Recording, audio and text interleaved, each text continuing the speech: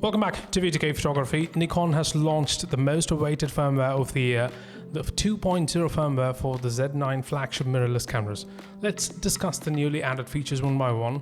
The highlight of the firmware is the 8K DCI 60 frames per second internal recording in the new Nikon RAW format.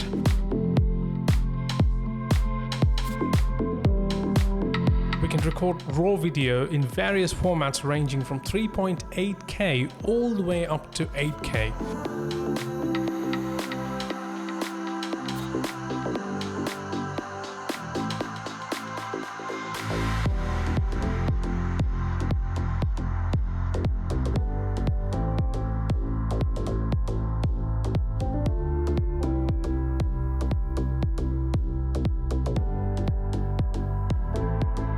The files are massive to begin with. My 64GB XQD card could barely record 2 minutes of 8K 60p, so bear that in mind.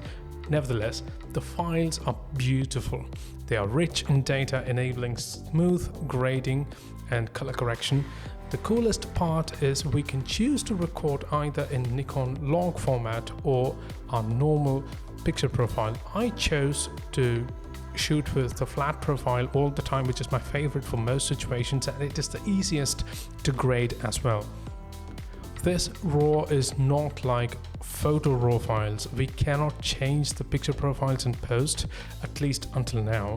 However, we can change from Rec 709 to Nikon log format and then make our gradings manually later on, which is our choice anyway. The ISO value could not be changed either. I'm not sure if this is an implementation problem in DaVinci Resolve or it's a limitation in the Nikon RAW files. The white balance can be adjusted, but not as dramatic as the photo RAW files.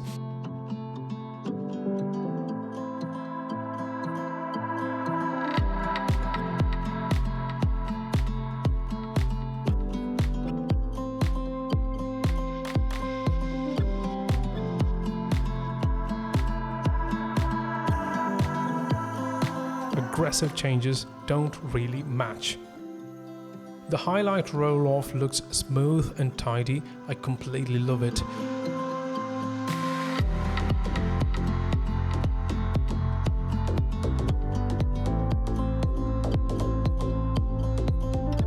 I didn't perform any lab tests for the dynamic range, but here are a few samples.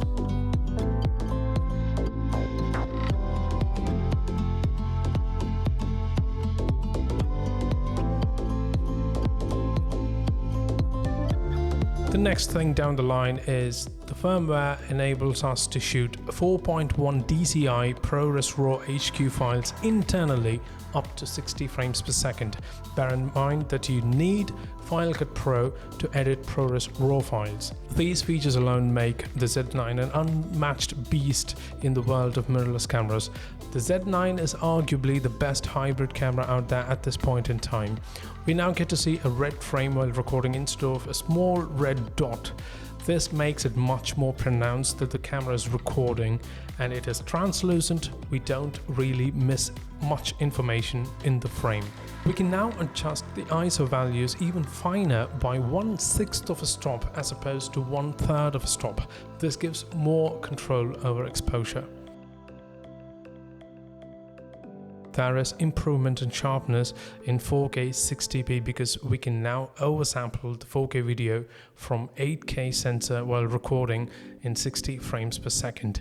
Previously it was only up to 30 frames per second, and the 60 frames per second used to be line skipped 60p.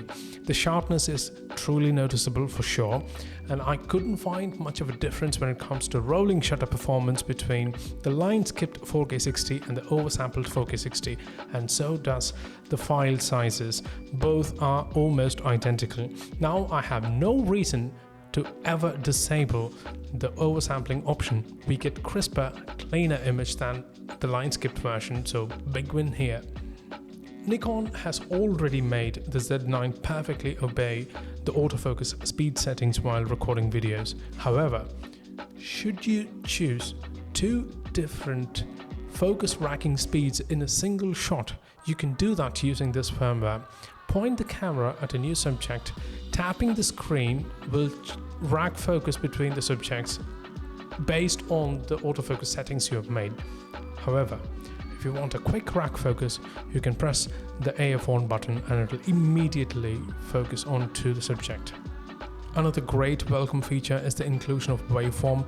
Histogram, though useful, can be quite misleading and confusing while exposing for videos. Waveform is one of the best options to nail exposure and check which part of the image exposes at what level. Only very few cameras have this brilliant feature, and Nikon adding it shows how serious Nikon has taken videos too. And the waveform we see is a Luma waveform. We don't see the color information in there, but this is much better than not having it at all. We'll talk about the pre-release capture first. I'm really sorry, the sun is just scorching these days and it's highly demotivating to even step outside. So I thought I'll come up with an idea to show how the pre-release capture works. I took a picture of a stopwatch on my phone. I started taking photos at the 5-second mark. The camera was set to capture pre-release up to 1 second. So even though I started taking photos at the 5th second, the camera has saved the photos from the 4th second. So this is highly useful for wildlife photographers, bird photographers, action photographers, any kind of sports, any action, any split-second action that you think might miss or need perfect attention. This feature is truly helpful. And this feature is only available in 30 frames per second and 120 frames per second. That is only in JPEG mode. We can't do this with raw photo capture. We can set the focus area the way we want. There are 20 different focus zones you can set up the camera with, of which 12 are available for video mode. The eye autofocus, face autofocus, subject detection, all these work flawlessly inside these focus areas. This is a great addition, and now we can set the focus zone to match the size of the subject in the frame, than trying hard to keep the subject inside those two predefined zones. This is something to be felt, can't really be explained. The viewfinder can now do 120 FPS. The visuals are much smoother and closer to real life, like you're viewing through an optical viewfinder. Also, there is no such thing as free lunch, so this could drain the battery faster than usual. Not that you need to worry too much, as the camera's battery performance is already pretty efficient. There are so many more updates in this firmware, such as new visual indicator for photos, new way to navigate the images much faster, set and recall focus positions, exporting a series of still images from your footage, face priority auto exposure. So all these combined, the Z9 is truly an unparalleled hybrid mirrorless camera now, and most importantly, this firmware is free to download. You don't need to send your camera in and have something enabled. I'll see you guys in the next video. Until then, bye-bye.